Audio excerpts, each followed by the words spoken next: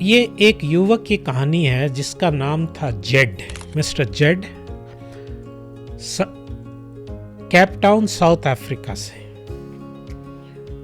तो ये क्या था, उन्होंने कभी एक बार उस युवक ने बुद्धिज्म की कुछ किताबें पढ़ी, उसमें उसको कृष्ण के बारे में कुछ उसने पढ़ा तो उसकी जिज्ञासा जागृत हुई कि मुझे कृष्ण के बारे में जानना चाहिए। वो एक बुक स्टोर में गया, एक पुरानी कोई भगवद गीता मिली उसको, उसने वो गीता खरीदी, लेकिन वो किसकी लिखी हुई थी कुछ न तो उसे गीता के बारे में समझ में आया न कृष्ण के बारे में समझ में आया। उसे और इसकी इच्छा बनी रही कि मेरे को जानना चाहिए। उसने तो गया अमेज़न में ऑनलाइन और देखा कृष्ण की 2 जीवन के ऊपर है, 2 किताबें उसने ऑर्डर कर दी।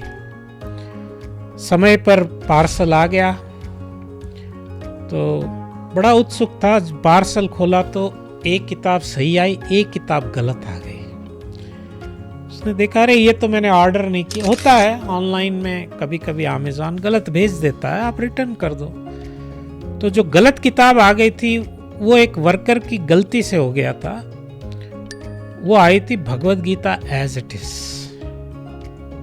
Bye his divine grace AC Bhaktivedanta Swami Srila Prabhupada. तो उसने कहा ये गलत आ गई, उसने पैकिंग शुरू कर दी वापस भेजाने के लिए। तब उसे ध्यान आया अरे जब आई गई है तो थोड़ा सा पढ़ ले इसको। वो एक्चुअली वही गलती हो गई। हफ्ता 10 दिन टाइम है, थोड़ा पढ़ के बाद में रिटर्न कर देंगे, क्या फर्क पड़ता है। तो उसने उसी जगह वहां खोला उसे। तो पहले उसने देखा कि ये किताब अलग ही है, जो कंटेंट है बहुत रिच कंटेंट है, वर्ड टू वर्ड ट्रांसलिटरेशन। फिर उसने देखा इलस्ट्रेशंस, कोई भी ऐसी क्वालिटी कंटेंट, कोई भी गीता जो पहले उसने कहीं देखी थी इधर उधर, इसके बराबर की नहीं थी। तो इसने फिर एक पैराग्राफ पढ़ा। एक पैराग्राफ पढ़ते ही जैसे स्विच ऑन लाइट होती है ना, बहुत दिन का अंधेरा हो कमरे में बरसों से, तो जब हम कुछ माचिस जलाएंगे, दीपक जलाएंगे, लाइट ऑन करेंगे, ये नहीं कि 50 साल से अंधेरा है तो 5 साल लगेंगे लाइट आने में या 5 मिनट लगेंगे, नहीं। वैसे उसके दिमाग की बत्ती तुरंत जल गई कि ये तो परम सत्य है जो गीता बताती है। तुरंत उसने निकाला एड्रेस केप टाउन हरे कृष्णा मंदिर का और जाकर उसने वहां से तुरंत गया, अपनी जिज्ञासाएं पूछी और अभी उसको कहते भक्त जेट। तो कृष्ण जो हैं अपनी किताब के रूप में कलो नष्ट दशाम ऐसा पुराणार को धनोदिता अवतार है। ये जो पुस्तकें हैं, भागवत की किताबें हैं, ये कृष्ण का अवतार है। किताब के रूप में कृष्ण लीला कर रहे हैं और जो भी पुस्तक वितरक हैं, जो डिस्ट्रीब्यूटर्स हैं, वो इस लीला में डायरेक्ट भाग ले रहे हैं। तो ये जो पुस्तकें हैं ये एक बम की तरह है।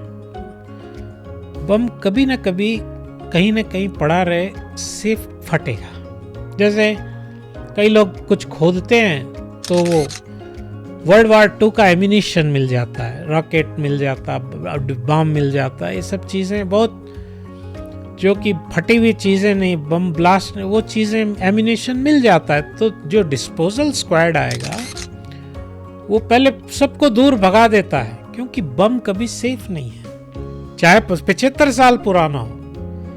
वैसे ही ये श्रील प्रभुपाद की जो किताबें हैं, एक बार गोडाउन से बाहर तो जाएं, ये अपना काम करती है। कैसे?